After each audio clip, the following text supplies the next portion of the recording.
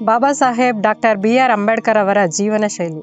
ನಮಸ್ಕಾರ ಸ್ನೇಹಿತರೆ, ಜೈ ಭೀಮ್. ಒಬ್ಬ ಮನುಷ್ಯನ ಜೀವನ ಶೈಲಿಯನ್ನು ನೋಡಿದರೆ ಆತನ ಆಲೋಚನೆ, ತತ್ವ ಮತ್ತು ಸಮಾಜದ ಬಗ್ಗೆ ಆತನ ದೃಷ್ಟಿಕೋನ ಅರ್ಥವಾಗುತ್ತದೆ. ಬಾಬಾ ಸಾಹೇಬ್ ಡಾಕ್ಟರ್ BR ಅಂಬೇಡ್ಕರ್ ಅವರ ಜೀವನ ಶೈಲಿ ಹೇಗಿತ್ತು? ಬನ್ನಿ ಇಂದಿನ ನಮ್ಮ ವಿಡಿಯೋದಲ್ಲಿ ತಿಳಿದುಕೊಳ್ಳೋಣ. ಸಮತೆ, ಜ್ಞಾನ ಮತ್ತು ಆ ಹೋರಾಟದ ಅದ್ಭುತ ಜೀವನ ಪ್ರಯಾಣ.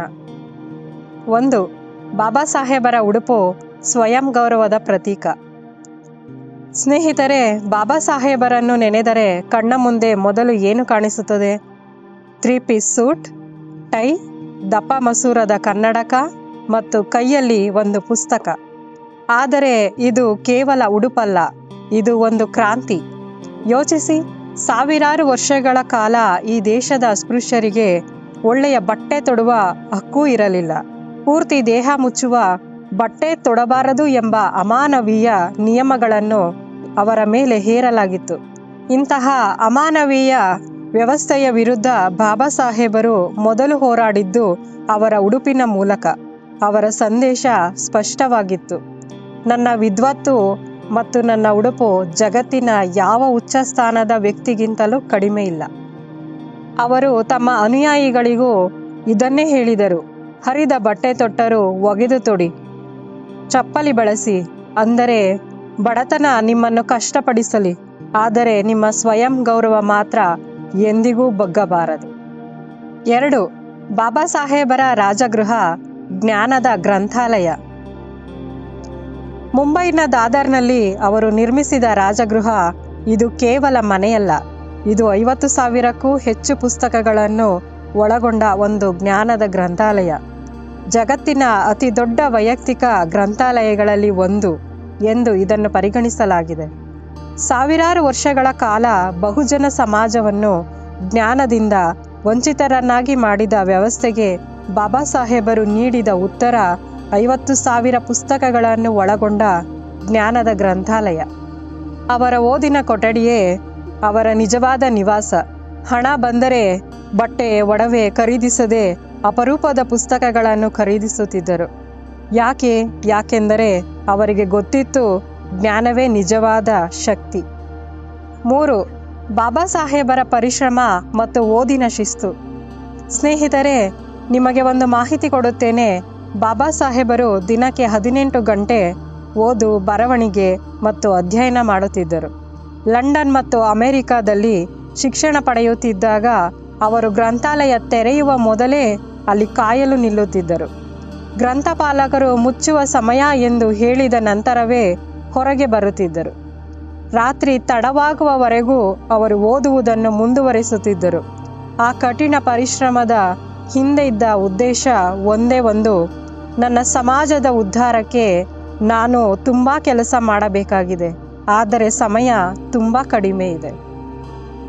ಇಂದಿನ ಯುವ ಪೀಳಿಗೆಗೆ ಇದರ ಸ್ಪಷ್ಟ ಸಂದೇಶ: ಬುದ್ಧಿಮತ್ತೆ ಮತ್ತು ಪ್ರಗತಿ ಜನ್ಮದತ್ತವಲ್ಲ, ಅದನ್ನು ಪರಿಶ್ರಮದಿಂದ ಗಳಿಸಬೇಕು. 4. ಬಾಬಾ ಸಾಹೇಬರ ಆಹಾರ ಮತ್ತು ಸರಳತೆಯ ಜೀವನ. ಸ್ನೇಹಿತರೆ, ಉನ್ನತ ಪದವಿ ಪಡೆದ ವ್ಯಕ್ತಿ, ದೇಶದ ಮೊದಲ ಕಾನೂನು ಮಂತ್ರಿ, ಸಂವಿಧಾನದ ಶಿಲ್ಪಿ, ಅಂಥವರ ಊಟ ಹೇಗಿತ್ತು? ಬ್ರೆಡ್, ಒಂದು ಕಪ್ ಚಹಾ, ಸಾದಾ ತರಕಾರಿ ಮತ್ತು ಅನ್ನ. ಅವರ ತತ್ವ ಸರಳವಾಗಿತ್ತು: ತಿನ್ನಲಿಕ್ಕಾಗಿ ಬದುಕಬೇಡ, ಸಮಾಜದ ಮಹತ್ ಕಾರ್ಯ ಮಾಡಲು ಬದುಕು, ಅದಕ್ಕೆ ಬೇಕಾದಷ್ಟೇ ತಿನ್ನು.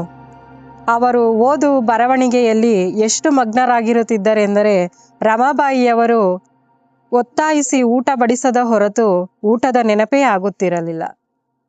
5. ಬಾಬಾ ಸಾಹೇಬರು ಅಂಧಶ್ರದ್ಧೆ ಮತ್ತು ಕರ್ಮಕಾಂಡ ತಿರಸ್ಕಾರ. ಬಾಬಾ ಸಾಹೇಬರ ಜೀವನ ಶೈಲಿ ಸಂಪೂರ್ಣ ವಿಜ್ಞಾನವಾದಿ ಮತ್ತು ವಿವೇಕನಿಷ್ಠ ಆಗಿತ್ತು. ಅವರ ಮನೆಯಲ್ಲಿ, ಅವರ ಜೀವನದಲ್ಲಿ ಕರ್ಮಕಾಂಡ, ವ್ರತ, ಹರಕೆ, ಅಂಧಶ್ರದ್ಧೆ ಇವಕ್ಕೆ ಒಂದು ಚೂರೂ ಜಾಗ ಇರಲಿಲ್ಲ. ಅವರಿಗೆ ಗೊತ್ತಿತ್ತು, ಬಹುಜನ ಸಮಾಜವನ್ನು ಶೋಷಿಸಿದ್ದೇ ಈ ಕರ್ಮಕಾಂಡ ಮತ್ತು ಅಜ್ಞಾನ. ಅದಕ್ಕೆ ಅವರು ತಮ್ಮ ಜೀವನದ ಮೂಲಕ ಒಂದು ಆದರ್ಶ ತೋರಿಸಿದರು. ಅವರ ಆ ಶಕ್ತಿಯುತ ಮಾತು ನೆನಪಿದೆಯಾ? ಕುರಿಗಳನ್ನು ಬಲಿ ಕೊಡಲಾಗುತ್ತದೆ, ಹುಲಿಗಳನ್ನಲ್ಲ. ಆದ್ದರಿಂದ ನೀವು ಹುಲಿಯಾಗಿ. 1956ರಲ್ಲಿ ಅವರು ಲಕ್ಷಾಂತರ ಅವರ ಅನುಯಾಯಿಗಳು ತಥಾಗತ ಗೌತಮ ಬುದ್ಧರ ಪ್ರಜ್ಞಾಶೀಲ ಮತ್ತು ಕರುಣೆಯ ಧಮ್ಮವನ್ನು ಸ್ವೀಕರಿಸಿದರು. 6. ಬಾಬಾ ಸಾಹೇಬರ ಶಿಸ್ತು, ಸ್ವಚ್ಛತೆ ಮತ್ತು ಸಮಯ ಪ್ರಜ್ಞೆ. ಬಾಬಾ ಸಾಹೇಬರು ಸಮಯದ ವಿಷಯದಲ್ಲಿ ಅತ್ಯಂತ ನಿಖರರಾಗಿದ್ದರು. ಯಾವ ಸಭೆ, ಸಂಸತ್ತು ಎಲ್ಲಿಯೂ ತಡವಾಗಿ ಹೋಗುತ್ತಿರಲಿಲ್ಲ. ಅವರ ಬಟ್ಟೆ, ಓದಿನ ಕೊಠಡಿ, ಕೆಲಸದ ಮೇಜು ಎಲ್ಲವೂ ಅತ್ಯಂತ ಸ್ವಚ್ಛ ಮತ್ತು ಅಚ್ಚುಕಟ್ಟಾಗಿ ಇರುತ್ತಿತ್ತು. ಬಡತನ ಇದ್ದರೂ ಕೊಳಕಾಗಿ ಇರಲು ಕಾರಣವಿಲ್ಲ. ಸ್ವಚ್ಛವಾಗಿದ್ದರೆ ಮನುಷ್ಯನ ಸ್ವಯಂ ವಿಶ್ವಾಸ ಹೆಚ್ಚುತ್ತದೆ, ಸಮಾಜದಲ್ಲಿ ಗೌರವ ಸಿಗುತ್ತದೆ. 7. ಬಾಬಾ ಸಾಹೇಬರ ಚಾರಿತ್ರ್ಯ ಮತ್ತು ಆರ್ಥಿಕ ಪ್ರಾಮಾಣಿಕತೆ. ಸ್ನೇಹಿತರೆ, ಇಂದಿನ ರಾಜಕಾರಣಿಗಳನ್ನು ನೋಡಿ. ಸಾರ್ವಜನಿಕ ಹಣ ಬಳಸಿ ಬಂಗಲೆ, ಕಾರು ಎಲ್ಲವನ್ನೂ ಮಾಡಿಕೊಂಡಿರುತ್ತಾರೆ. ಆದರೆ ಬಾಬಾ ಸಾಹೇಬರು ಅವರ ಸಾರ್ವಜನಿಕ ನಿಧಿಯ ಒಂದು ಪೈಸೆಯನ್ನೂ ತಮ್ಮ ಅಥವಾ ತಮ್ಮ ಕುಟುಂಬಕ್ಕಾಗಿ ಬಳಸಿರಲಿಲ್ಲ. ಲಂಡನ್ನಲ್ಲಿ ಅಧ್ಯಯನ ಮಾಡುತ್ತಿದ್ದಾಗ ಒಂದು ಬ್ರೆಡ್ ತುಂಡು, ಒಂದು ಕಪ್ ಚಹಾದಿಂದ ದಿನ ಕಳೆದ ದಿನಗಳೂ ಇದ್ದವು. ಆದರೆ ತಮ್ಮ ಸ್ವಾಭಿಮಾನ, ತಮ್ಮ ತತ್ವ ಅದನ್ನು ಎಂದೂ ಅಡವಿಟ್ಟಿರಲಿಲ್ಲ. ಇದೇ ಅವರ ಮಹಾನ್ ಜೀವನ ಶೈಲಿಯ ಹಿರಿಮೆ. 8.